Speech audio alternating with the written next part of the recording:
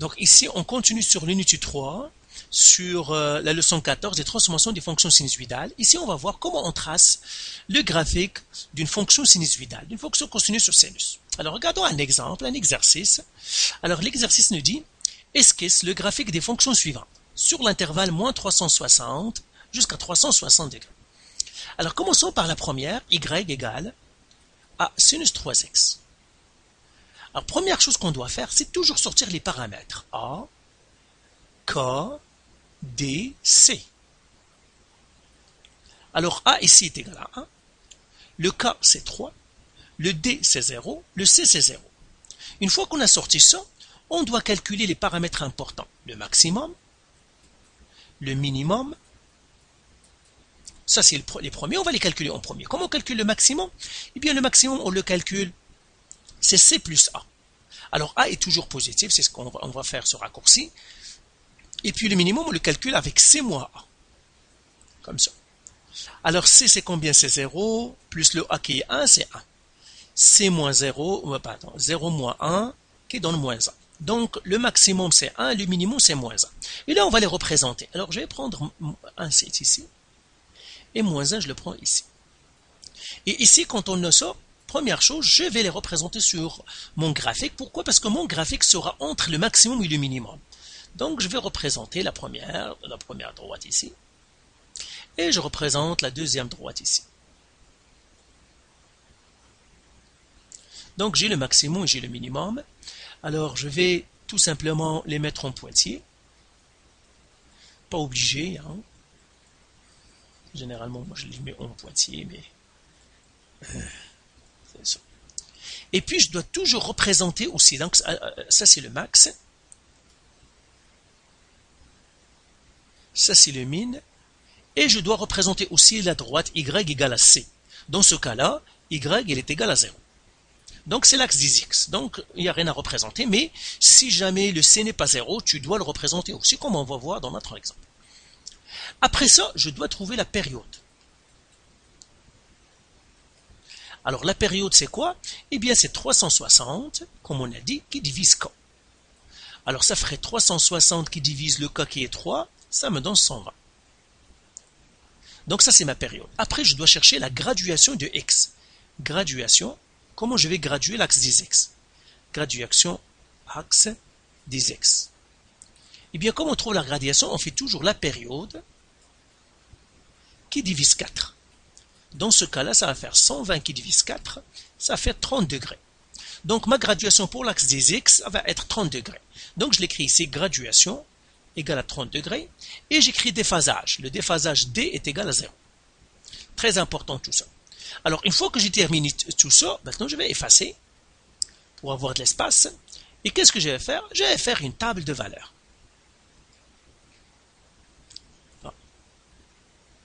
Faire une table de valeurs.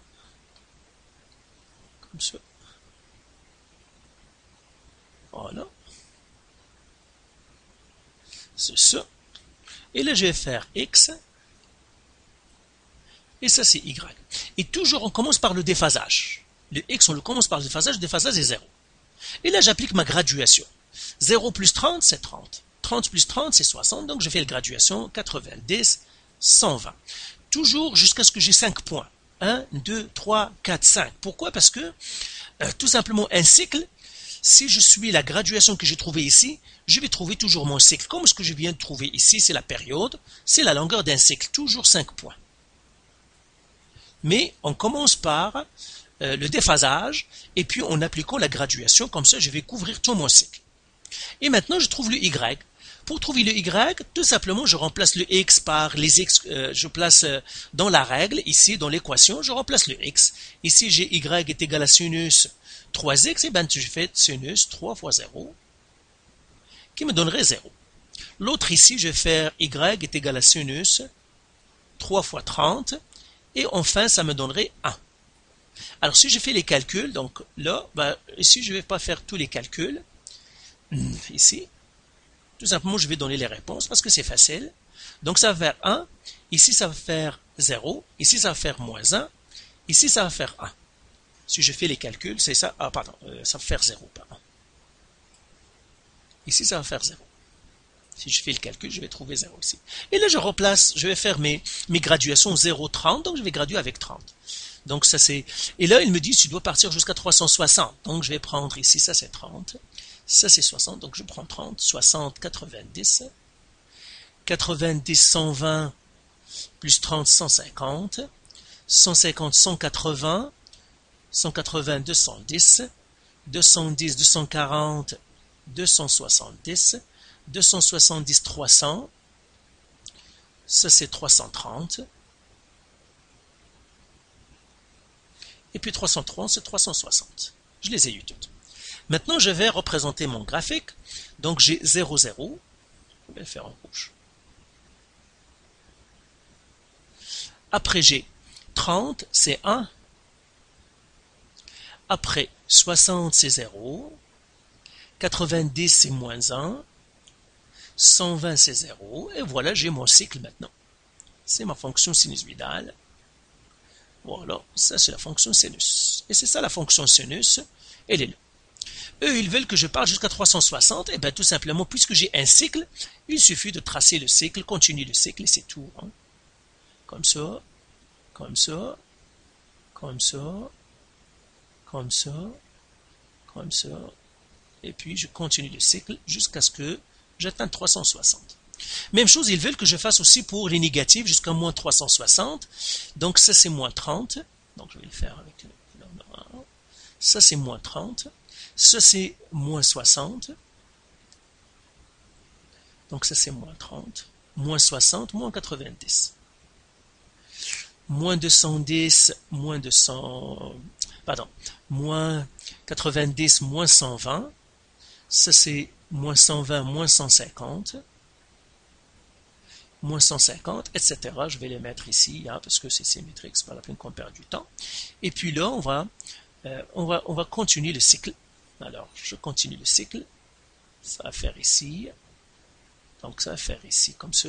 Lui, ça va monter ici. Ça va descendre ici. Ça. Voilà. Comme ça. Jusqu'à ce que tu atteignes le moins 360.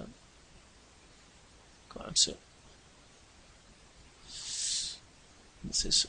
Et ça va faire jusqu'à moins 300.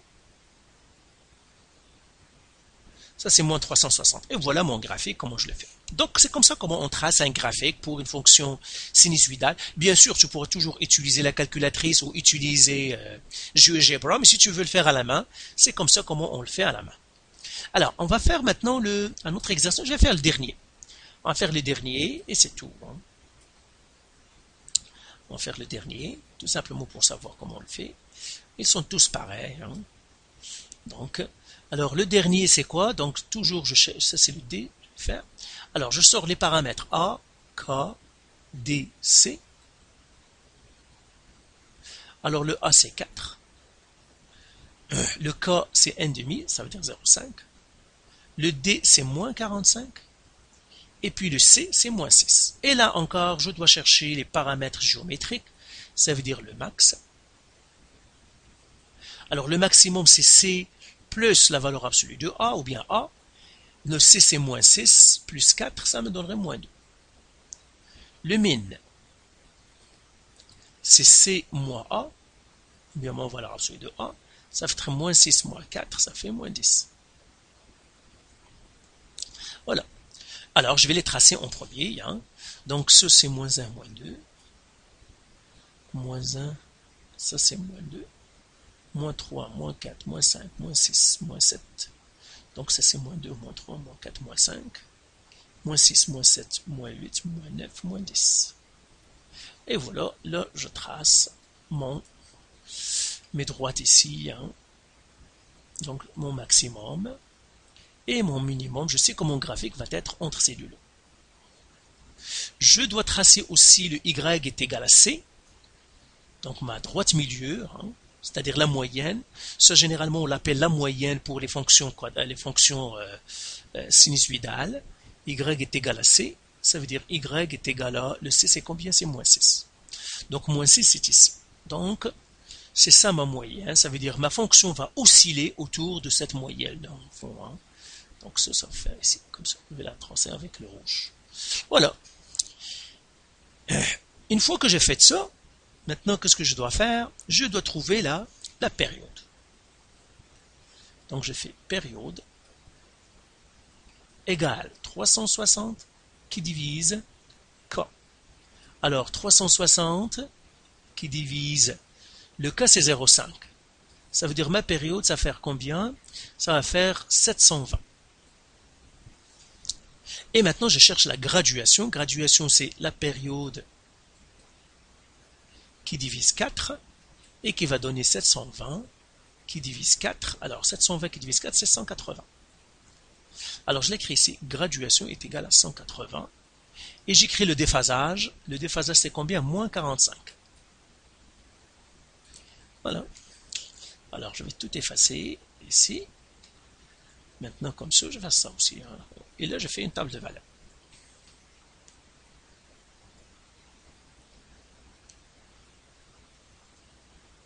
Ça et comme ça.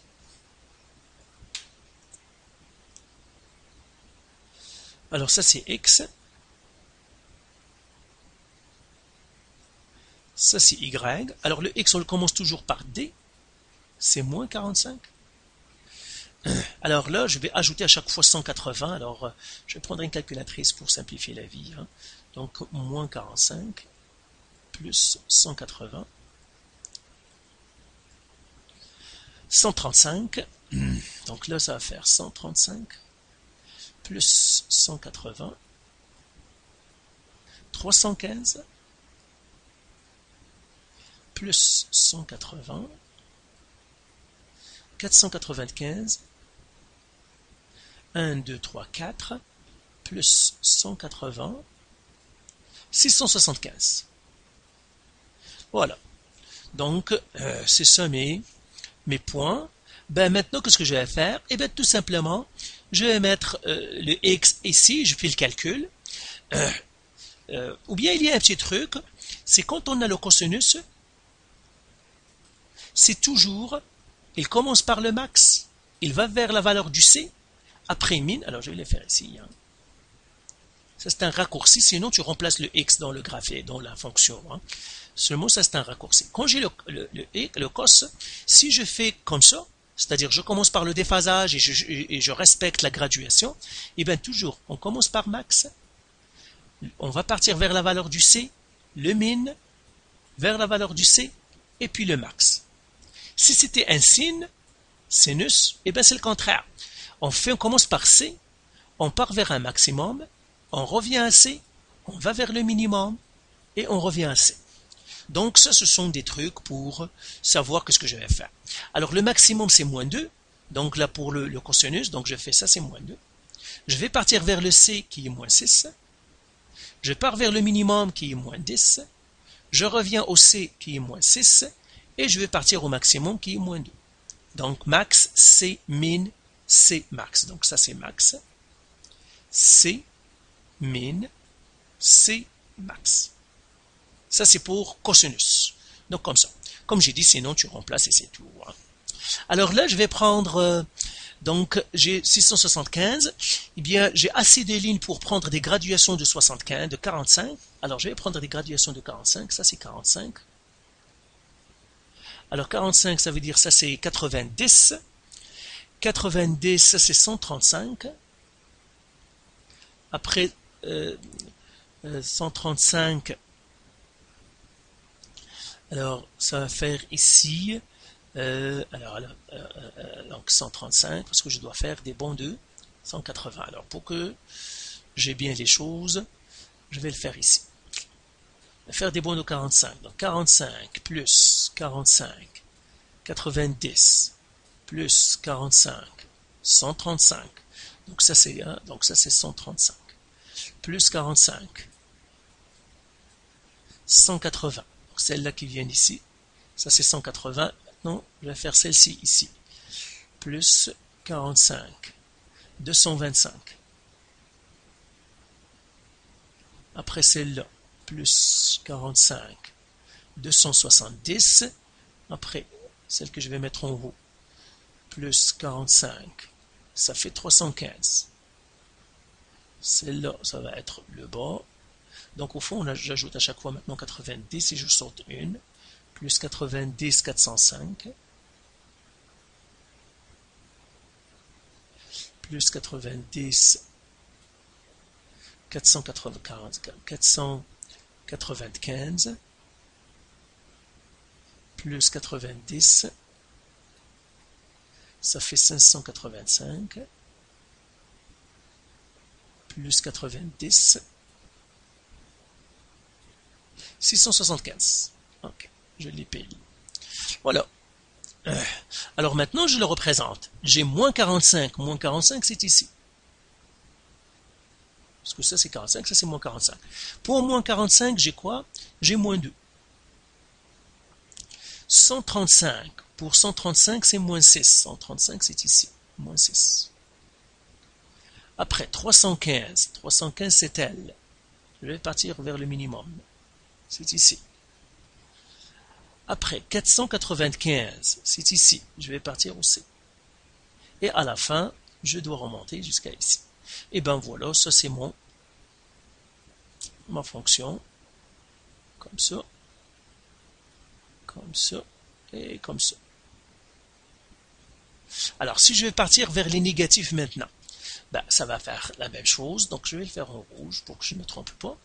Après 45, donc à chaque fois, je saute 2. Donc ici, si je saute, donc j'ai ici 45 ici. Donc je saute 1, je sais 135. Donc 1 ici, ça c'est moins 135. Alors je vais le faire maintenant avec la calculatrice aussi. Hein. Donc je vais faire moins 135, moins 90. Ça me donnerait moins 225. Ça c'est moins 225. Moins 90. Ça fait moins 315. Moins 90. Ça fait moins 405. Moins 90. Moins 495. Ok. Et là, ben, tout simplement, je continue le cycle et c'est tout. Hein. Donc, le cycle, donc entre lui et lui ici, donc je dois laisser 1, 2, 3 et la quatrième. Donc 1, 2, 3 et la quatrième, c'est ici. Donc ça va faire comme ça. Et la même chose, 1, 2, 3 et la quatrième. Donc ça va faire ici. Voilà. Mais eux, ils me disent que tu dois t'arrêter à 360. Alors, où est-ce qu'il est 360? Ça, c'est 315. 360, c'est ici. Donc, je dois m'arrêter ici. Et 360, où est-ce qu'il est ici? Moins 315, moins 360, c'est ici. Je dois m'arrêter ici. Voilà. C'est ici où je dois m'arrêter. Donc là, je dois effacer ça. Parce qu'il y a ceux qui, il y a ceux qui corrigent qui ne sont pas. Donc, on va les mettre ici. Et je dois éliminer ça. Donc, c'est ça mon graphique normalement. Alors, je vais le faire maintenant avec une seule couleur. J'ai fait les deux bouts de couleurs différentes, tout simplement pour ne pas me mélanger. Mais c'est comme ça mon graphique. Et ça se voit que d'ici à ici, hein, c'est une période parce que j'ai fini là où j'ai commencé. Et de moins 360 à 360, ça fait 720. Donc, c'est ça. Donc, c'est ça mon graphique. Donc, voilà pour comment tracer le graphique d'une fonction sinusoïdale. Tu pourrais utiliser encore une fois soit GeoGebra ou bien ta calculatrice, ou bien tu peux utiliser la méthode que je viens de montrer ici. Minimum, maximum, trace la droite Y est égal à C, trouve la graduation, et puis tu fais ta table de valeurs en commençant toujours par le déphasage, et puis tu gradues ton axe des X d'une manière appropriée pour que le dessin soit plus facile. Donc voilà, donc il nous reste encore une autre cours sur, c'est-à-dire, je crois qu'on a fini, oui, on a fini la leçon 14, on va commencer la leçon 15. Et voilà.